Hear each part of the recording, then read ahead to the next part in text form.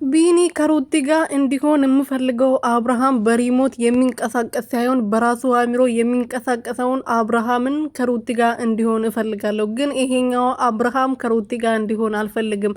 አሁን በዚህ ሰዓት ሩቲዬ ቤት ውስጥ ያስቀመጠችው ትልቅዬ አሻንጉሊት ነው እንጂ አብርሃም አይደለም። ያ አሻንጉሊት ደግሞ ወይን ከቆሸሸ ወይን ከተቀደደ አውጥቶ የሚጣል ነገር ነው። እኔ የምፈልገው ከዚህ በፊት እነሱን ለማስታረቅ ብዙ ሙከራዎች ሳደርግ የነበረው እውነተኛ አብርሃም እንዲሄድና እንዲታረቁ ነው እንጂ ይሄ በሪሞት የሚንቀሳቀስ በሰው ንግግር የሚንቀሳቀስ አብርሃምን አይደለም እንዲታረቁ ስለፋ የነበረው ብሎ ተናግሯል። ፈረንጁ ደግሞ እንዴት ትላንትና እነሱን ለማስታረቅ አንድ ላይ እንዲሆኑ ስታስደርግ የነበርከው ሰውዬ ዛሬ በድንገት ተነስተ በድንገት ተቀይረ እንዴት ሩቲ ላይ ይሄ ሁሉ በደል ታሰራለ? እንዴት ትላንትና እንደዚህ ታታልላታለ?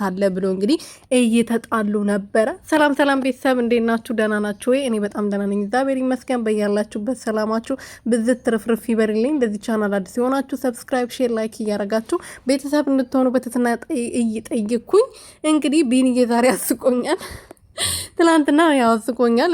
ምክንያቱም እኔ ግራ እየገቡኝ ነው። አንዴ እዛ ይሆናሉ፣ አንዴ እዚህ መጥተው ሌላ ታሪክ ይሰራሉ። ግራ ግብት እያሉኝ እኮ ነው። እኔ እንዴት ራሱ እንደሚፈቅድላቸው ውስጣቸው እንደዚህ በየደቂቃው ልክ እንደ እስስት እንዴት አድርጎ እንደሚቀያየሩ እኔ አላቅም።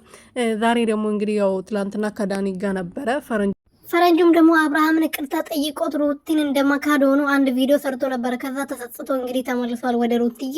አሁን ደግሞ አብርሃም የት እንዳለ ተናገር ቢባልም ይሄ ጥቁር ማለት ነው። ደግሞ ይሄ ማን ነው? የኤርሜላ ምንድነኝ የሚለው ወንድም ነኝ ምንድነኝ የሚለው ከገጠር አምጥታ ቤት ተከራይታለት እያኖረች የነበረው ባሏ እኮ ነው። አጠገቧ እንዲሆንላት እኮ ነው ከገጠር አምጥታው ቤት ተከራይታ ዩቱብ ከፍታለት አጠገቧ እንዲሆን ማለት ነው። ለዛ ነው ያመጣችሁ። ገባችሁ አይደለ?